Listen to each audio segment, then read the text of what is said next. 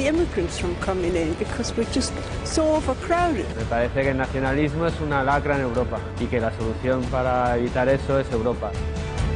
Maintenant, il y en a marre que ce soit des énarques, des technocrates. Ils ne peuvent pas savoir en fait ce qu'on ressent, le peuple.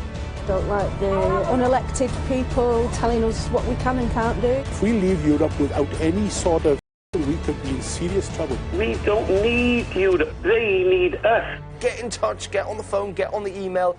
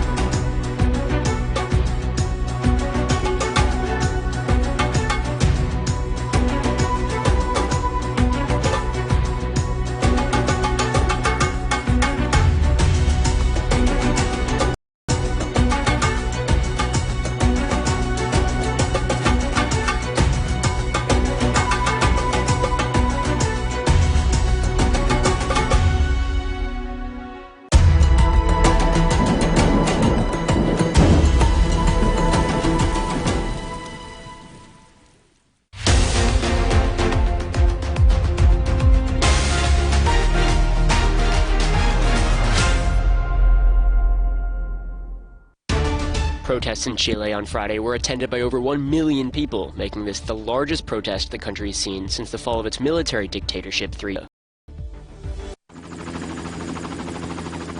Among the 39 dead found in the container of a truck in the UK, many are thought to be Vietnamese. The Vietnamese embassy said families had gotten in touch about missing relatives and that they were working closely with British police. A Catholic priest in Vietnam said he was in contact with families of the victims in the town of Yen Than, although his claims have not been independently verified. Text messages from one Vietnamese woman to her mother matched the time of the tragedy. They read, "I'm dying because I can't breathe." Police have not confirmed the nationality of the dead and said they would only do so once a formal identification is carried out. British police arrested 3 more suspects on Friday on suspicion of human trafficking, while they questioned the driver, a 25-year-old from Northern Ireland, who's been arrested on suspicion of manslaughter. The bodies were found in the early hours of Wednesday. The truck was transported on a ferry coming from Belgium.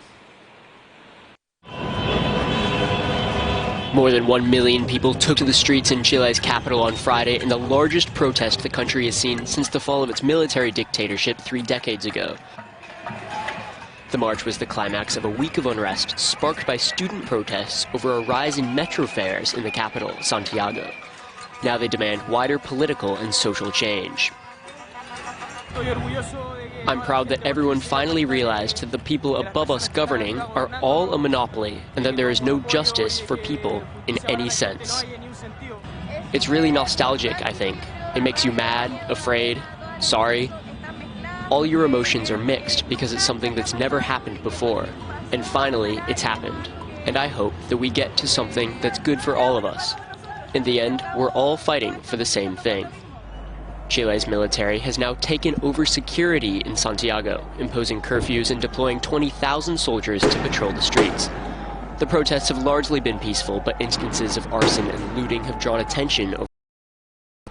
President Sebastián Piñera has promised a range of reforms in response to the unrest.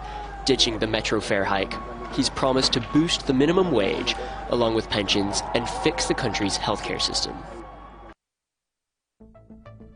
Many Europeans believe that discrimination is widespread in their country, but according to the latest Eurobarometer study, European society is becoming more tolerant and accepting. 88% of European people would feel comfortable having a female head of state in their country. That's a 7 percentage point increase compared to the last survey 4 years ago. From gender to sexuality, just over 3/4 of people believe that LGBTI community should have the same right as heterosexual people, a 5 percentage point rise.